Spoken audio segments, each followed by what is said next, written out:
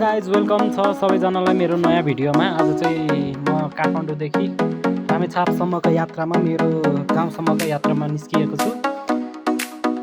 अहिले चाहिँ म ठ्याक्कै यो मुलकुटदेखि अलिकति अगाडि आइसकेको छु।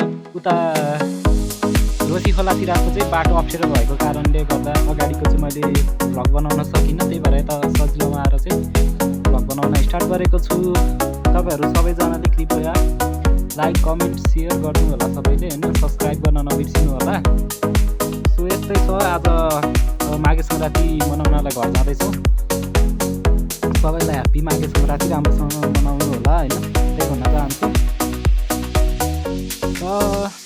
यस्तै छ, घर जाँदैछौँ हामी चाहिँ। अहिले बाटोमा पुगिरहेको अब जाँदैछौँ।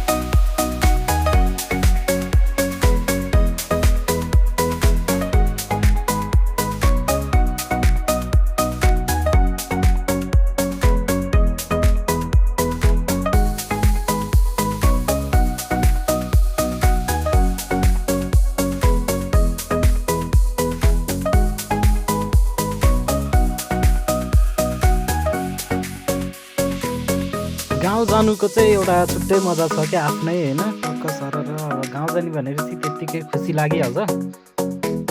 सो त्यही भएर रम्दै रमाउँदै गाउँ जाँदैछु म चाहिँ आफ्नै गाउँमा होइन।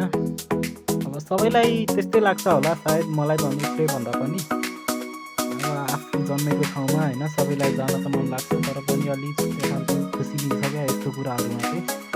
र त्यही भन्दै आज ट्राभल गर्दैछु म चाहिँ होइन।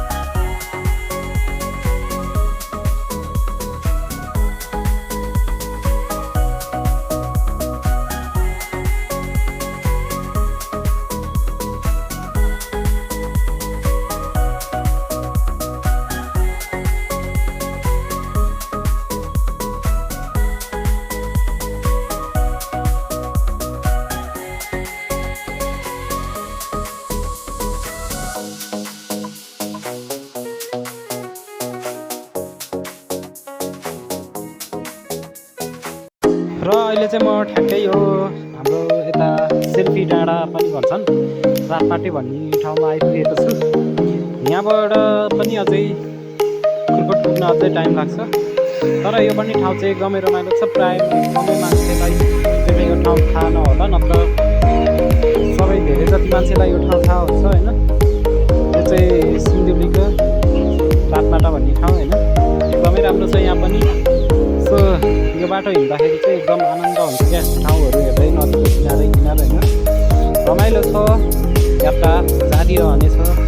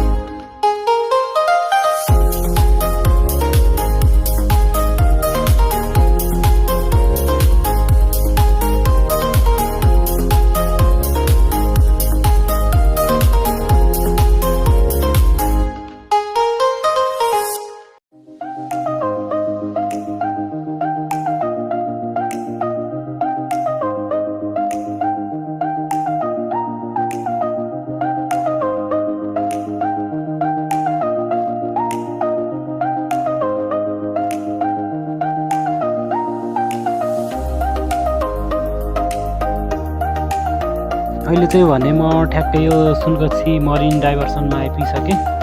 अब यहाँबाट चाहिँ खुरकोट धेरै टाढा छैन। यहाँबाट अब 2-3 मिनटमा ठ्याक्कै खुरकोट बजार पुग्न सकिन्छ।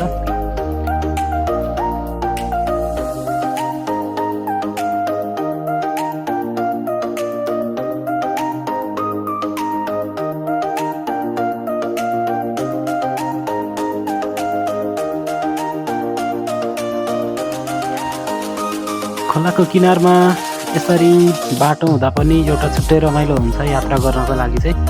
सरर खोलाको भ्यू हेर्दै यात्रा गर्नलाई चाहिँ एकदम राम्रो लाग्छ होइन, आनन्द पनि हुन्छ, एकदम राम्रो छ। र अब चाहिँ धेरै टाढा छैन खुरकोट बजार, यहाँ अगाडि देखिराखेको छ।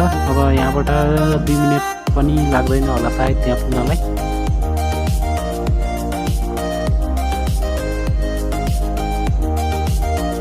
सो फाइनल्ली अहिले चाहिँ म ठ्याक्कै यो खुरकोट बजारमा आइपुगेँ। यहाँ चाहिँ पहिला रामेछाप मन्थलीबाट काठमाडौँ जाने र काठमाडौँबाट पनि रामेछापको मन्थलीतर्फै जाने बसहरूको चाहिँ खाना खुवाउने ठाउँ थियो।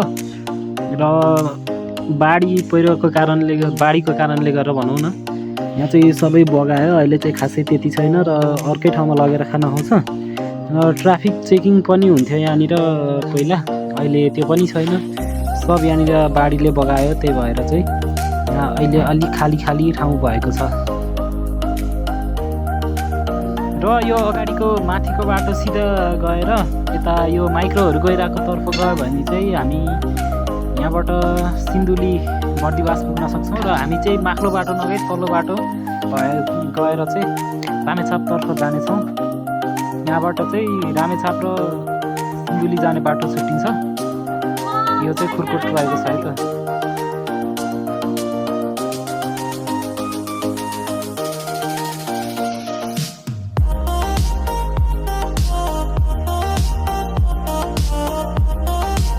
र यो चाहिँ रहेको छ हाम्रो सुनकोशी नदी खुरकोटमा रहेको पुल, जुन चाहिँ रामेछाप र सिन्धुली जिल्ला जोड्ने एकमात्र पुल रहेको छ।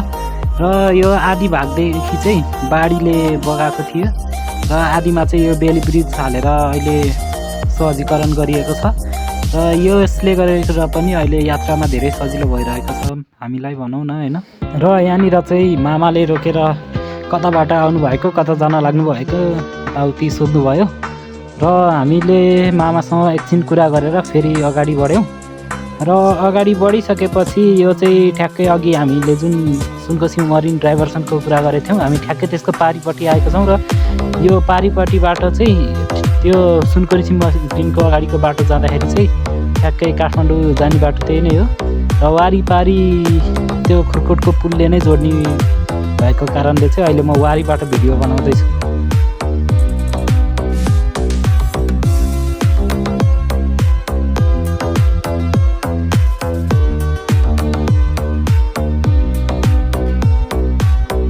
र अबको यात्रा अगाडि बढिरहेको छ मन्थलीतर्फको। यो अगाडि देखिराखेको छ जुन यो दुईवटा खोला मिसिएको छ, यसलाई चाहिँ यहाँनिर बेनी भन्ने गरिन्छ। यहाँनिर बेनीमा चाहिँ बेनी जात्रा एकदमै रमाइलो लाग्छ भन्ने कुरा पनि सुनेको थिएँ मैले। अहिले लाग्छ कि लाग्दैन त्यो चाहिँ थाहा भएन। जुन यो देखिराखेको अगाडिको दुईवटा खोला मिसिएको छ, यहाँनिर चाहिँ पहिला बेनी जात्रा लागेर एकदमै रमाइलो हुने गर्थ्यो। र अब सिधै हाम्रो यात्रा बढिरहेको छ मन्थलीतर्फको। यो पारिपट्टि देखेको बाटो अघि त्यताबाट आएको थियौँ भने अब यो वारीपट्टिको बाटो हामी मन्थलीतर्फ जाँदैछौँ।